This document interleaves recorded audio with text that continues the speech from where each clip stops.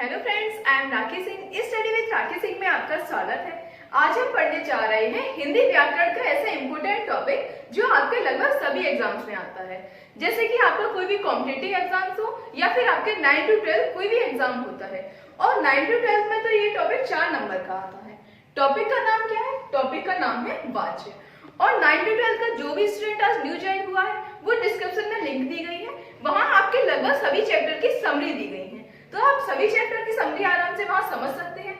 और साथ ही आपको काफी ग्रामर के टॉपिक भी दिए गए हैं, तो आप उन टॉपिक को भी पढ़ सकते हैं। अब हम टॉपिक स्टार्ट करते हैं वाच्य।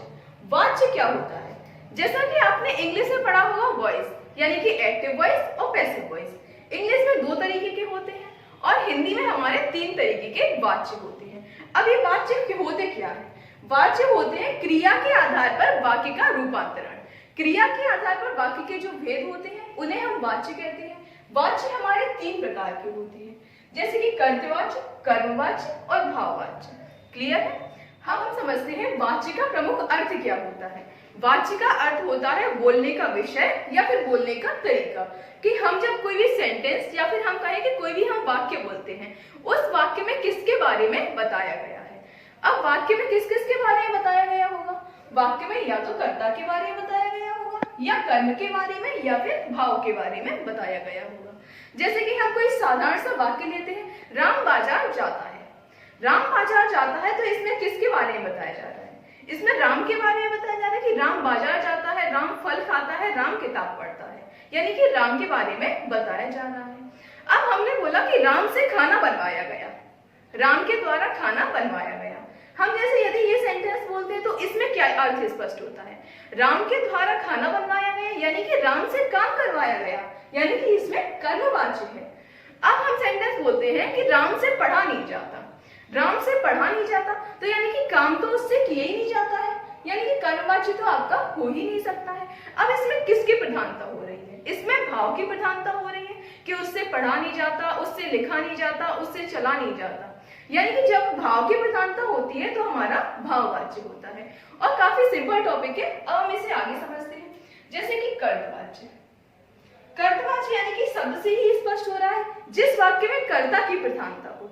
जहां कर्ता की प्रधानता होती है वह हमारा कर्तवाच्य होता है। इसे कर्तरी प्रयोग भी कहते हैं। इसे आप साथ में नोट डाउन करते जाइए।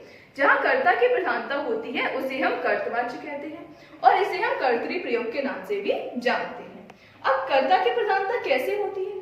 जैसे कि हम उदाहरण समझते हैं, राधा ने खाना खाया। अब यहाँ प्रधानता किसकी है? राधा ने खाना खाया, यानी कि इसमें राधा की प्रधानता है कि राधा के बारे में बताया जा रहा है कि राधा ने खाना खाया, राधा ने फल खाया, तो यहाँ राधा के बारे में बताया जा रहा है, तो यहाँ कर्तवाच्य है। अब यदि हमें वाक्य में समझ में नहीं आता है कि इसमें कर्तवाच्य है या कर्मवाच्य है, हम समझे कि राधा ने खाना खाया, शायद खाना के बारे में बताया जा रहा हो कुछ, तो इसकी हम पहचान क्या लेते हैं? पहचान इसकी होती है कि इसमें कर्ता के साथ ने कारक चिन्ह आता है। जैसे कि राधा ने, राधा के बाद ने कारक चिन्ह आया, इसलिए यहाँ कर्तवाच्य है। यदि ने कारक चिन्ह नहीं आता है तो फिर क्या आता है? ने कारक चिन्ह ना आकर यहाँ शून्य कारक चिन्ह भी आ सकता है। यह इसकी पहचान होती है। इसे आप नोट डाउन करते जाइए कि यदि कर्तवाच्य है तो इसकी पहचान क्या होगी? कर्ता के बाद ने या फिर शून्य कारक चिन्ह आएगा। शून्य कारक चिन्ह का मतलब कोई भी कारक चिन्ह नहीं आएगा। अब इसके उदाहरण देखते हैं। राधा ने खाना खाया।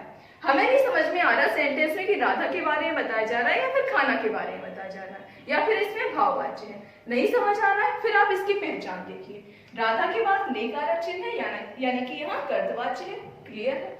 अब देखते हैं इसी तरीके से हम दूसरा उदाहरण। जैसा कि राजेश ने पुस्तक पढ़ी।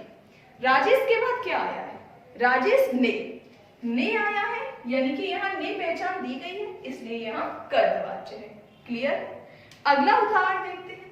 कुत्ता आंगन में सो रहा है। कुत्ता आंगन में सो रहा है। अब यहाँ कोई कारक चिन्ह आया क्या कुत्ता के बाद? नहीं आया, यानी कि हमने कहा कि कोई कारक चिन्ह ना आए तो भी हमारा कर्तवाच्य के अंतर्गत ही आता है। क्लियर है?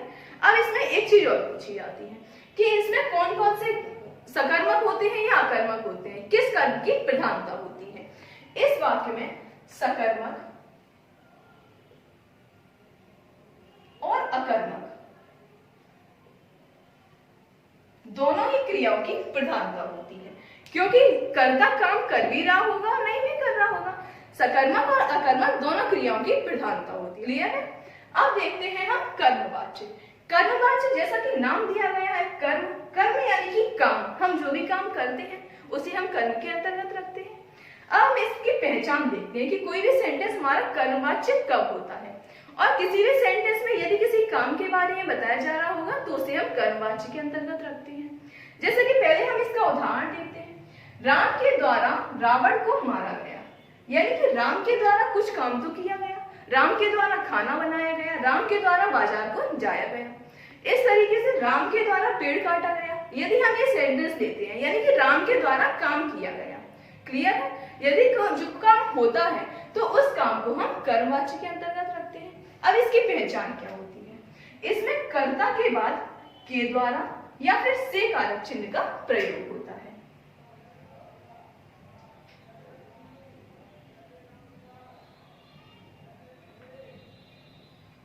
कर्ता के बाद से या के द्वारा कारक चिन्ह का प्रयोग होता है। किसी किसी बुक में आपको सिर्फ के द्वारा कारक चिन्ह दिया होता है, परंतु कर्ता के बाद से कारक चिन्ह भी आ सकता है और के द्वारा भी आ सकता है। यदि से और के द्वारा ना आए तो फिर क्या होगा? तो फिर यहां कर्ता निर्जीव आएगा।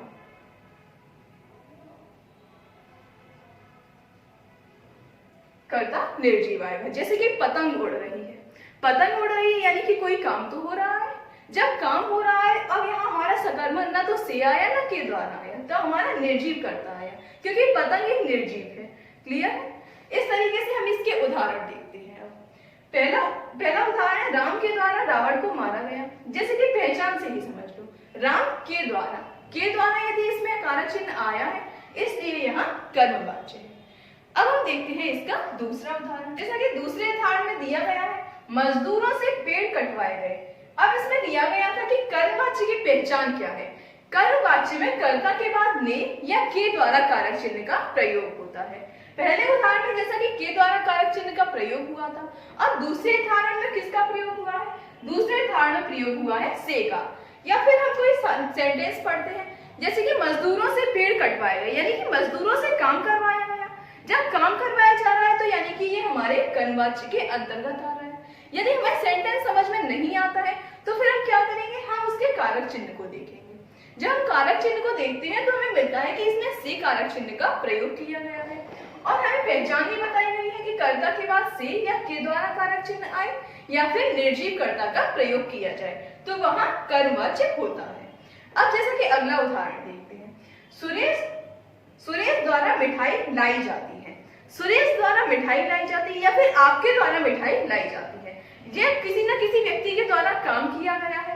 जब काम किया गया है तो वहां कौन सा वाच्य है? वह हमारा कर्मवाच्य है। क्लियर है? इस तरीके से हमने कर्तवाच्य और कर्मवाच्य दोनों को समझे। अब हम समझते हैं भाववाच्य। इससे पहले इसमें बोला गया था कि इसमें सकर्मक और अकर्मक दोनों क्रियाओं का प्रयोग किया जाता है।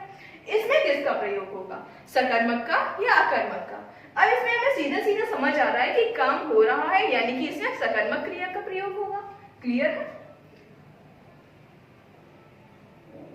इसमें सकर्मक का प्रयोग होगा। अब हम देखते हैं भाववाच्य। भाववाच्य क्या होता है? जैसा कि नाम से ही स्पष्ट हो रहा है भाव, यानी कि इसमें न तो कर्ता की प्रधानता होगी ना ही कर्म की प्रधानता होगी, इसमें हमारे भाव की प्रधानता होती है। जैसा कि हमसे सेंटेंस बोला गया कि मोहन से चला नहीं जाता। मोहन से चला नहीं जाता यानी कि उससे कोई काम ही नहीं किया जा रहा है, यानी कर्म की प्रधानता है ही नहीं। मोहन से चला नहीं जा रहा यानी कि यहाँ भाव के बारे में बताया जा रहा है। इस तरीके से यहाँ भाववाच्य है। अब भाववाच्य के हम कुछ उदाहरण देखते हैं। जैसा कि उदाहरण है राधा से पढ़ा नहीं जाता। राधा से पढ़ा नहीं जाता यानी कि इसमें बताया किसके बारे में जा रहा है? इसमें राधा के बारे में नहीं बताया जा रहा है, क्योंकि राधा के बारे में यदि बताया जाता है तो पहचान क्या होती है? ने या शून्य कारक चिन्ह का प्रयोग होता है, यानी कि इसमें कर्ता की प्रधानता नहीं है। और राधा से पढ़ा नहीं जाता, जब उससे काम किया ही नहीं जाता तो कर्म की प्रधानता हो कैसे सकती है? यानी कि कर्ता और कर्म दोनों में से किसी की प्रधानता नहीं है। अब बोला जा रहा है उससे पढ़ा नहीं जा रहा है, यानी कि उससे काम किया ही नहीं जा रहा है। जब काम नहीं किया जा रहा है तो इसलिए यहाँ भाववाच्य है, यहाँ भाव की प्रधानता है। अब इसकी हम पहचान देखते हैं, तो इसकी पहचान क्या होती है? जैसे कि हमने कर्तवाच्य कर्मवाच्य की पहचान देखी, उसी तरीके से भाववाच्य की पहचान। इसमें कर्ता के साथ से कारक चिन्ह का प्रयोग होता है, परंतु से कारक चिन्ह के बाद यह सेंटेंस नहीं का रूप लिए हुए होता है।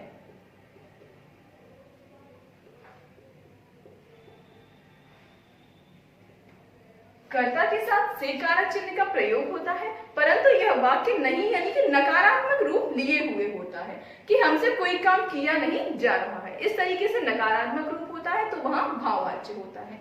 या फिर हम किसी सेंटेंस को पढ़ते हैं तो उस सेंटेंस को पढ़कर हमें जब लगता है कि इसमें भाव के बारे में बताया जा रहा है तो वहां भाववाच्य है। अब इसका हम अगला उदाहरण देखते हैं, जैसे कि उमा से गाया नहीं जाता है। अब उमा से गाया नहीं जाता, अब इसमें हम पहले देखते हैं कि इसमें कर्तवाच्य है या नहीं। कर्तवाच्य तो नहीं है, तो यदि कर्तवाच्य होता है तो यहाँ ने होता, यहाँ ने नहीं है यानी कि यह कर्तवाच्य नहीं है। अब उससे गाया नहीं जा रहा है यानी कि यहाँ कर्म भी नहीं हो रहा है, इसलिए यहाँ भाववाच्य है।